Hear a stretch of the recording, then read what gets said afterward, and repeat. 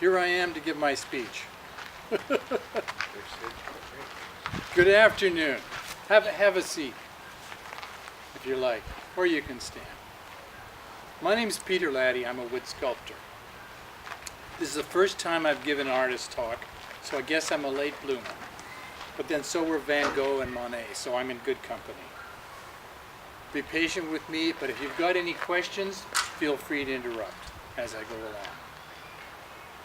I grew up in Vernon, surrounded by the mountains, pine trees, sagebrush, and beautiful lakes. I spent my youth in the mountains and lakes there and developed a love for wood and natural forms at an early age.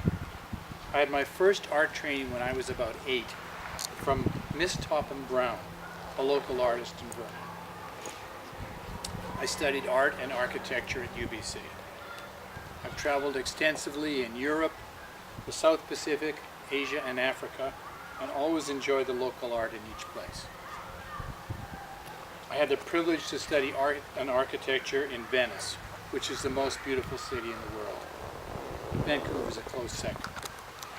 What I liked about art was that no matter where I was, no matter what the local language was, I could understand what the art was saying to me. In the early 70s, I lived in Papua New Guinea for 2 years. There I was designing simple wood buildings using the local wood and responding to local needs. I also refitted a wooden sailboat that I would later use to sail back to Vancouver. Carvings, masks, and other indigenous art there had a big influence on me. Much of it, like the First Nations art, has a deeper meaning that is only accessed if you know the myth or the story behind it, or if you just feel it in your guts and subconscious. That, of course, is on top of simply enjoying the beauty of the art.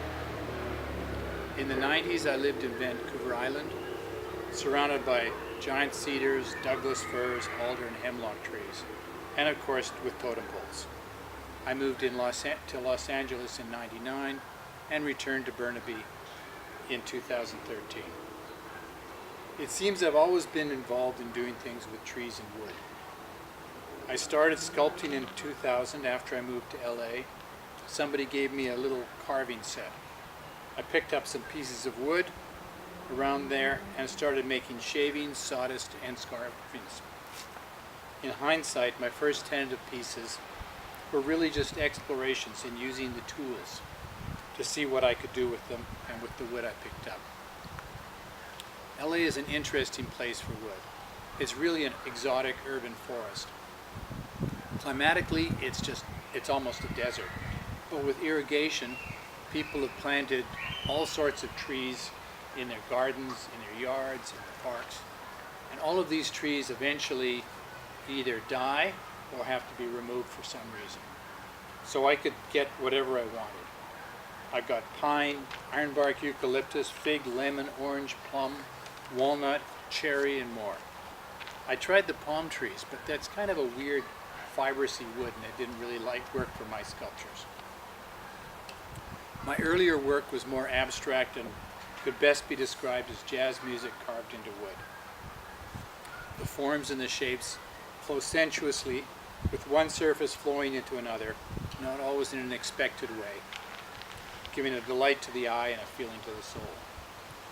I did a lot of interesting evocative shapes, like this pine totem. I even had one commission to sculpt a 6-foot walnut stump in somebody's front yard. They didn't want to take it out, they wanted to turn it into a feature in their front yard instead.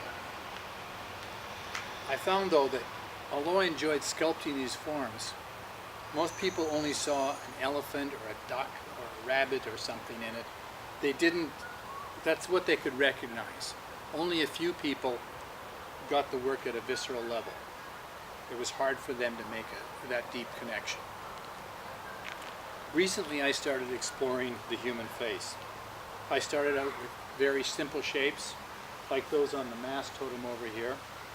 These were mostly almost cartoons, but I could see the nature of their expressions.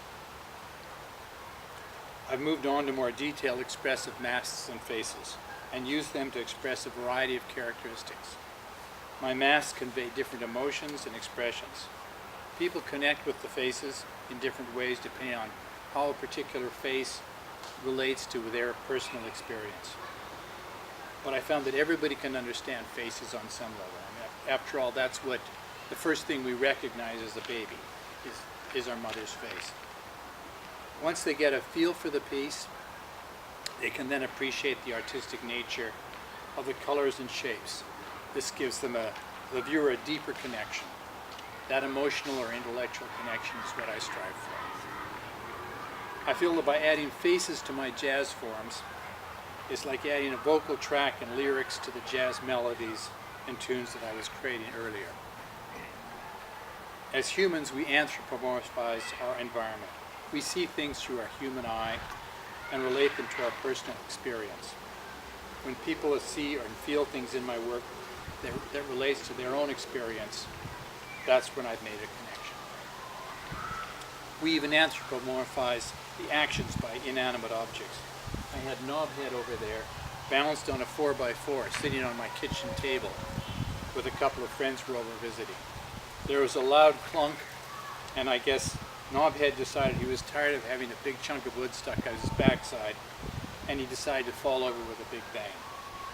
But he landed right side up. It appears he didn't want to continue to have that big chunk of wood up his backside, and he does appear to have a mind of his own, but he looks quite happy sitting out here now that he's the center of attention. In my work, there's elements of the conscious and the subconscious. I'm not sure where one starts and one stops. I have a friend who studied Jungian psychology who says I'm accessing my subconscious archetypes. We had an interesting discussion about which archetype I was accessing. I think it was Pan.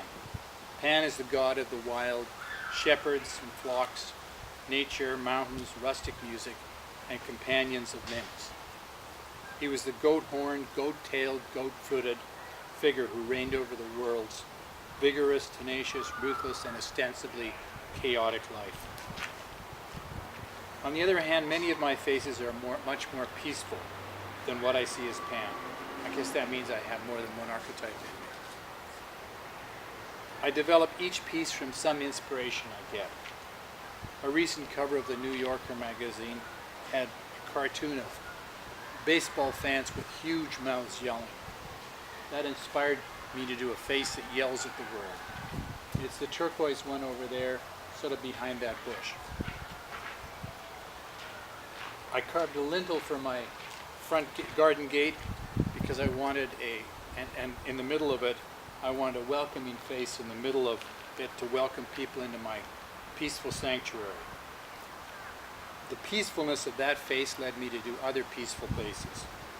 And those are sort of the white ones that are over there, a couple of white ones, sort of white peaceful spirits. But a face that's all painted ignores the nature of the wood that is sculpted from. So I moved to faces that were partly painted and mixed in a variety of colors. I love the grain and the feel of wood I'm sculpting and always want to express that. The colors contrast and highlight the wood, and the wood sets off the colors I use. Each piece draws from three sources. There's my original conscious idea. There's the nature of the piece of wood and what I find in it as I remove the bark and the outer surface. And finally, there's a feeling that I get as I work that this or that element should be enhanced or diminished, or this curve should flow into that curve, or it needs a void here, whatever. This is my subconscious of the way it's working into my art. Some of my recent works combine the organic forms of my earlier work with human faces.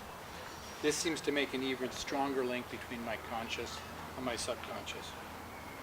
The piece pole in front of the gallery is my latest piece that does this.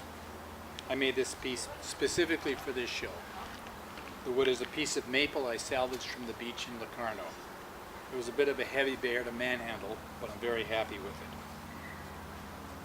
I've just received a commission to make another peace pole for a Rotary International Conference on Environmental Sustainability and Peace.